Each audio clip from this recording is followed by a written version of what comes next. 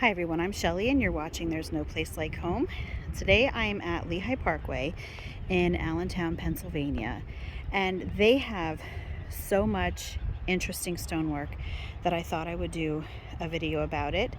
Most of the stonework here they claim was done by the WPA during the Depression, and I have some serious questions about that.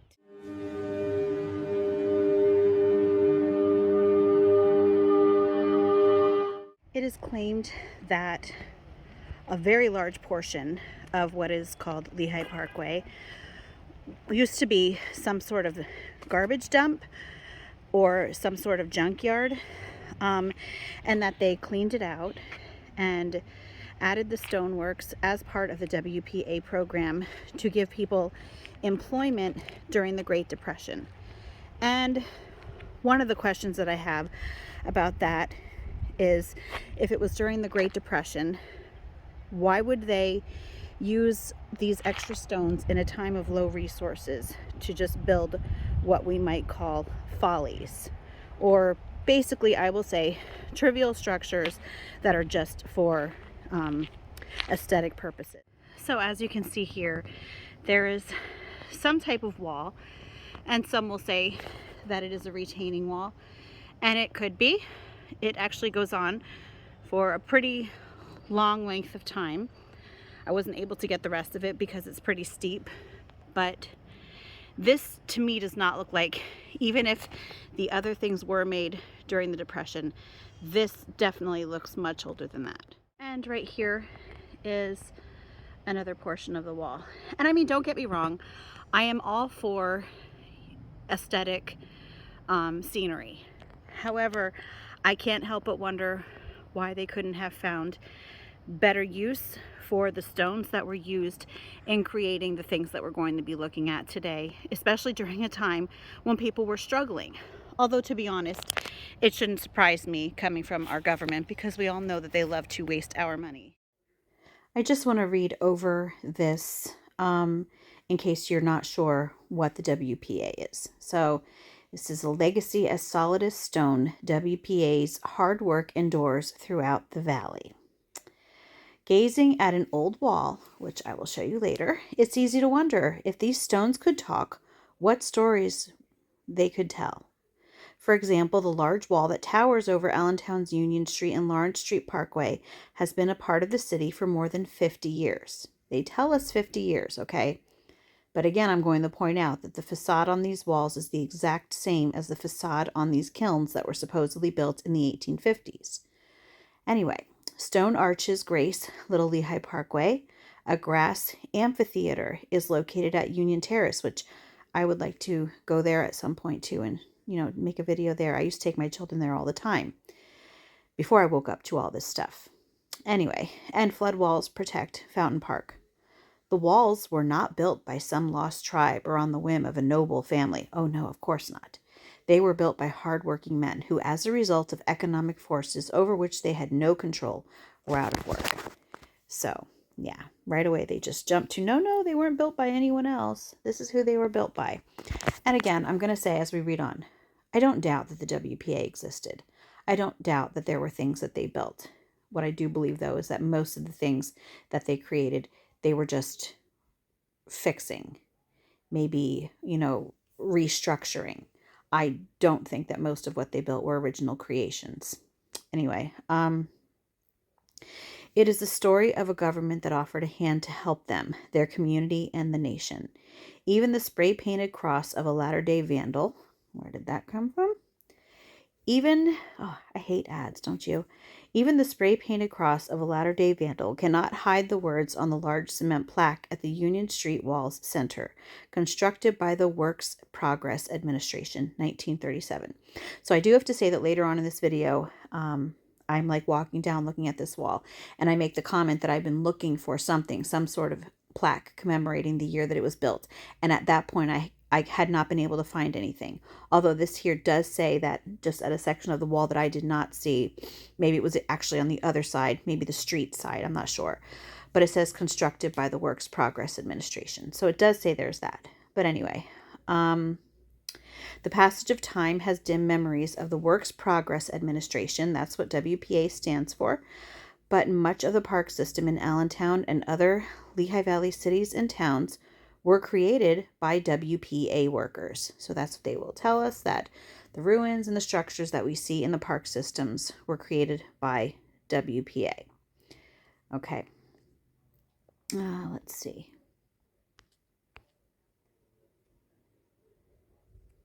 A quick glance. I wish that I could get rid of some of these ads. This is driving me crazy. Anyway, a quick glance at the history book tells just the bare bones of the WPA, the last and largest of three work relief programs created by President Franklin D. Roosevelt's New Deal. The program was intended to shake America out of the Great Depression by priming the pump. The three plans, they just keep popping up over and over. The three plans were the Public Works Administration, Civil Works Administration, and the WPA. Okay, let's continue down. The WPA, in operation from 1935 to 1941, proved the major form of work relief in America and the Lehigh Valley. During that time, the federal program spent nearly $11 billion and employed more than 3 million people, building or improving more than 2,500 hospitals, 5,900 school buildings, and 13,000 playgrounds. And I want to point out what I just read. They employed more than 3 million people, building or improving. And that is my point. I think that a lot of the things that they claim to have built, even in this park that I'm showing you today, they were already there. They just might have improved them. They might have been dilapidated. I don't think they were their original creations, at least not all of them. See, just after World War I, the city of Allentown had begun plans for a park system, but there were other needs, and the city never made a real start on creating parks. So it seemed like fate in 1933, there's that 33 number again, I just noticed that everywhere, when the CWA was created. Allentown was the first community in Pennsylvania to take its plans to the CWA's state administrator in Harrisburg. Okay, I just skipped down here because I just wanted to read some of these stories of people who actually have personal experience with the WPA. Most of the workers who were in their 40s and 50s at the time have died, but the youngsters of that era, many now in their 70s and 80s, recall it well. One of them is 76-year-old Claude Schultz of Allentown. I started out with the WPA in the beginning. I was from a small farm outside of Ironton. My stepfather, Jim Grow, was in the WPA, and that's how I got in. When the Great Depression hit, Schultz was a young man without a job. They told us we had to go to work if we wanted to get any money, so we did. I don't remember how much they paid, but it seemed to me it was less than 50 cents an hour. Newspaper accounts at the time placed an unskilled WPA laborer's wage at $60.50 a month, semi-skilled $71.50, skilled workers $85, and professional workers $94. As a laborer, Schultz remembers clearly the heavy wheelbarrow loads of stones that they had to move. We used pick and shovel. You didn't have any other equipment. Schultz said his fellow workers were easy to get along with. That's nice to know. But anyway, let's just go down here. Boyd Walton, 75, of Allentown, worked for the WPA as a laborer at several places in Lehigh County. Most were road projects. New Smithville, Shimerville, Limeport, all over. We cracked rock with hammers, a lot of rock. The work was tedious. Now this is something that really gets me because so many of these beautiful buildings that were supposedly built in the 17 and 1800s that we would call Tartarian architecture, for lack of a better term, were built. This was 1930s, so they were built a good, 50 to 100, even more years before all of this going on with the WPA. And it tells you they're cracking rocks with hammers and pushing wheelbarrows of rocks around in the 1930s. But we're supposed to believe that they created these beautiful, extravagant buildings like these with less than what they had. I find that very hard to believe. Anyway, later Walton carted a wheelbarrow at Jordan Park and the Lehigh Parkway. And then it just says that they would get picked on for being WPA workers and so on. But anyway, I just wanted to give you a little bit of background on the WPA and why I'm a little incredulous, because we have to remember that what I'm going to be showing you, especially the wall, is a beautiful structure. And we don't know how many of the people who worked on it were actually skilled laborers or skilled stoneworkers. We don't know. But the fact remains that they worked on this wall, and it took a pretty long time for them to do it. In fact, at one point in this article, it does say that it took a while and that it took them longer than like a private contractor. But I'm thinking, if it took them a long time to do that wall in the 1930s, and we're always given these really short times for these beautiful, extravagant buildings that were built in the 1800s, yeah, I have a problem with that. So here we have some sort of wall that is lower down than the other one. The other one is up the embankment. You can't see it from here, but it's up there. And here's another one. As you can see, this one is very primitive looking. So not something that I think they would claim was done by the WPA. And again, I think it's very possible that it is a retaining wall, but this is just one of the many interesting stone structures that we're going to find here. I hope that I'm able to get most of them because it's pretty crowded here today and I hate filming when there's people around. We're coming up to a structure that they tell us is a lime kiln, I believe from the 19th century, possibly 18th. I will have to look it up and I'll edit something into the video. There are several of them here, and it's built right into the side of the hill. And I remember as a child coming here, and my dad used to try to scare me, telling me that there were monsters that lived in there because one of the arches has a door. I don't know if it still does, but it did. And this is one of those questionable things to me, just because there are so many things that look like this around the world, and they will give us different explanations. Sometimes they will tell us they're aqueducts, sometimes bridges. So who knows? Here's a little door that my dad used to tease me about. None of the other ones have doors. I find it interesting that it uses what we would call Tartarian brick arches on it. And I mean, I guess if it was a kiln, that little doorway could be used to shovel things in. I don't know much about this, but I'm guessing. And those seem to have been enclosed like farther up. So this one definitely goes farther back. And if you take a look at the brickwork, definitely not made by the same people that made that wall that I was just showing you. That's for sure. And I really doubt we'll be able to see anything inside here, but I will take a look. Nope, it's closed off. So we're not going to be getting a peek inside of there. One thing that I do find interesting is that this wall here that is attached to what they call the lime kiln is very similar to what they tell us was built by the WPA, which would be an entirely different time period. So unless they also refaced the kiln during that time, that's another question, another hole maybe poked in the narrative. So while I'm on the subject of the lime kilns, I just figured that I would show you what I found about them. And it even says here, lime kilns, functional or architectural folly. And so I did look it up, and it says the same thing here. It says that they were constructed in the 1850s. And you saw the lime kiln that I showed you. An architectural folly? Yeah, I find that a little bit hard to believe. But let's just read what it says here. Allentown's Lehigh Parkway has large lime kilns built into the side of a hill near the creek. They were constructed in the 1850s, according to Allentown historian Frank Whelan. The lime kilns in Housenick Park, adjacent to the end of the stone steps across from the boathouse, were possibly decorative in nature rather than functional.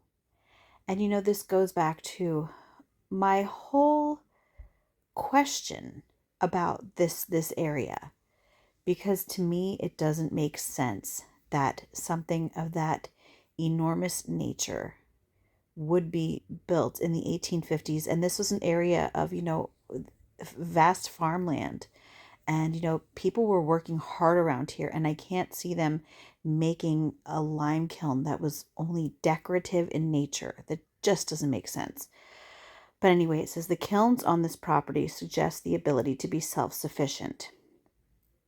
The creation of lime by heating limestone, a mineral rich in Bethlehem Township and surrounding areas, can be a smoky, dusty process. The positions of the kilns directly below the big house, cooled in summer by opening windows, suggest that they were used rarely, if at all, to create quicklime. I'm going to repeat that. They were used rarely, if at all. Now, this is the first lime kiln that I have shown you here. I did come across another lime kiln later on that I will show you, and there are more. There are more on the property. And what this is telling us is that these lime kilns were very rarely used and were decorative in nature. So my question is, why would they spend the time making so many if they are actually lime kilns, if that is actually what the purpose of them was? Why would they make so many only to not use them at all? I also want to point out that the facing of the facade, so to speak, of the lime kiln is the exact same type of stonework that is done in the older section of the wall that I will show you later. And so I think that's really important too, because they claim that the WPA built the wall.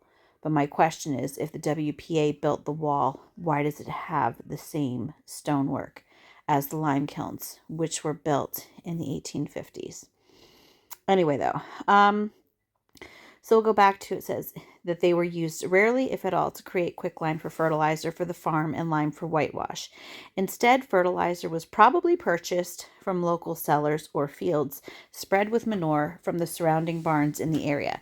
So yeah, so we're supposed to believe that they built all of these lime kilns, supposedly, in this area, only to just buy the fertilizer elsewhere and to not use them. And, again, another reason why I don't believe much of what we're told. So now I just came up to some steps that seemingly lead to nowhere. There's nothing up here at all. So if it was something that they built just for decorative purposes, I don't know. I think they would have made it a little bit prettier. It just looks like stone to me. I'm just wondering if those steps actually used to lead to somewhere. The thing is that this is such a beautiful area, and it's a pretty large walking path. And to me, it seems like everyone who comes here just walks right past these ruins or follies, whatever you want to call them, without even thinking twice about it, without ever wondering who built them, what are they here for. And I'm sure that I was one of those people once too. Actually, I know I was one of those people once too. But now curiosity has gotten the best of me. Now we've come up to this little area right here, and I'm guessing it was likely once a bridge, since it goes over the little creek. But as you can see, it kind of, that got blurry. It kind of ends over there. I actually have no idea what this is. At first thought, you would think, okay, it's just a rock. But I'm seeing all of these creases in there, what they call them, fissures, and to me it just doesn't look natural. I don't know if it looks like melting, intense heat, but to me, I definitely think that, at least from first glance, it looks like something that was man-made. No clue. I've never noticed this before on all of my times here. So that's actually pretty exciting, because I thought I saw everything. And we've got some more stairs here. These lead right down to the water. So you could consider that a purpose, I guess. But I even wonder if this whole shoreline is man-made, just because of from here how it looks so smooth. Obviously there's a wall there, it's going to look smooth, but I'm wondering what could have possibly been here before. So what we're looking at here is a little creek, and as you can see, it's kind of been built up and it goes around here, and then down there past the little ducky is where what you might call the main part of the creek is that leads into the river. So yeah, I am wondering if this part here was diverted on purpose. And so if I turn around, you'll get a better shot at these stairs here. There's a wall.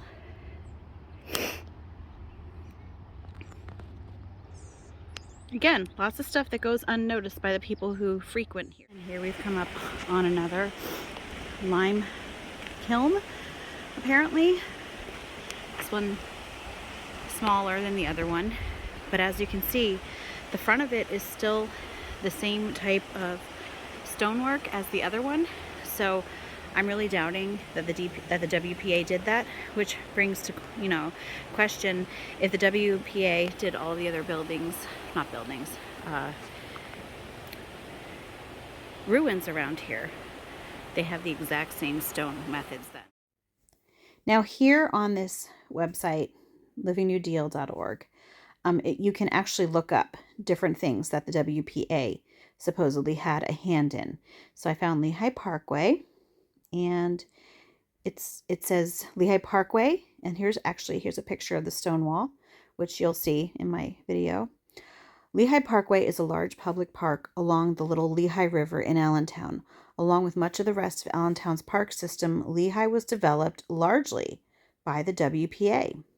The stone wall in Lehigh Parkway may be the most recognizable relic. Under the WPA, the 700-foot long wall was built to support the road that runs above it. And I have to reiterate what I said before. The stone surface of this wall looks very, very similar to the stone surface of the kilns, which were built supposedly 80 years earlier by an entirely different group of people. So I have to point that out. Anyway, at its highest point, 2 decorative turrets frame a staircase that allows people to reach the park from the road. And it looks like a castle. It really does. The WPA also built a boat landing and other structures in Lehigh Parkway. And it just leaves it at that. It doesn't give any more detail about what specifically they built in the Lehigh Parkway. But I assure you, they did not build everything in the Lehigh Parkway. Most of it they did not build. Some of it they may have improved. Some of the things I think they may have done, like maybe the bridge that I showed in the beginning, I could definitely see that may have been done by them. But there are a lot of questions just about not only the history of this area, but the history of our country. We're told all the time that, America, it's a new country. We don't have the history that like Europe does or Asia does. And we do have history here, but they have hidden it. And I really wish I understood why. I can see we're walking up to what I think might be steps leading up to a bridge. And I have to say that I don't doubt that the WPA did some work here. What I'm thinking though is that there are a lot of things here that the WPA has taken credit for that were already here. And I think that they're just slapping the label of WPA on ruins that were already here just because they can't explain them otherwise. So now we're coming up to the wall that is on the sides of the street where you drive. And what I notice here is that there are different kinds of stonework. And I know that years ago they did have to repair part of the wall, and you can definitely see the difference between what was repaired and what was already here. So one theory that I have is that the WPA might have been repairing things that were here, but not necessarily being the main constructors of. And you know, you just have to wonder, how many stonemasons were there during the Great Depression to be doing all of this supposed work? Yeah, was everybody stonemasons then? I don't think so. I actually think that I had originally heard they were just giving jobs to people who needed jobs. Well, I'll tell you what, if that was the case, they did a heck of a good job. I wanted to show you this because it is beautiful. It has always reminded me of a castle, and if you notice, it's got the arch like on the, I'm gonna call them kilns because that's what they say they are. Very similar to that. And yeah, this is WPA work with people who just happen to be out of jobs, needed to earn money. Well, bravo to them, because it's amazing. And I'm not going to keep filming the whole walk down there, but as you can see, it's not a short wall. Something else interesting that I just found is, first of all, that definitely looks like it was redone. Even though the brick style is similar, it's just a different color. It doesn't look like it's not as time worn as the rest of it. But the interesting part is that there's like a ditch where this tree is. And as you can see, the wall goes down that far, which makes me think that the rest of this wall actually goes down much deeper than what we see, which to me brings to mind the mud flood. Is it a possibility that this wall was mud flooded? It very well could have been. This is just the other side of the stairs to this bridge. Just figured I would show you. And there's the tree. And there's probably, I'm gonna see how deep it is. I'd say it's a good 3 feet down from where I'm standing. If not 3 feet, then close to it. So, which, yeah, makes me wonder, is the rest of the wall down that far too? And actually, as I'm walking up here, I've been looking for some sort of cornerstone or some sort of plaque, because we all know that people like to commemorate themselves and the work that they've done. And I don't see anything where it has a year on it. There's just another part of that wall there. I don't see anything that has the year that any of this was constructed, which we know the years can be changed too, because my friend Donita had an interesting example of that. So what I am noticing here is that down here the wall is that fresher looking wall. So to me, this is redone. And over here on this side, it's pretty different than that.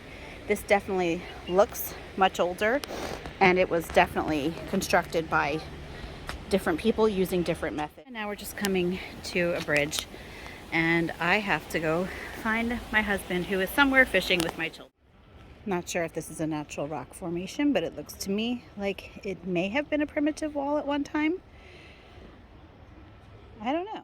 Well, that's all the footage that I was able to get. I'm hoping to get to Union Terrace at some point in the near future, but that's all that I have for you today. If you like this video, give it a thumbs up. If you haven't subscribed yet and would like to hear more of what I have to say, I would love if you would do that. If you have any questions or comments, you can leave one either here or over on Instagram. And if you like my work and would like to check out my Patreon page, I will leave a link in the description box for that as well. And I hope you have a great day.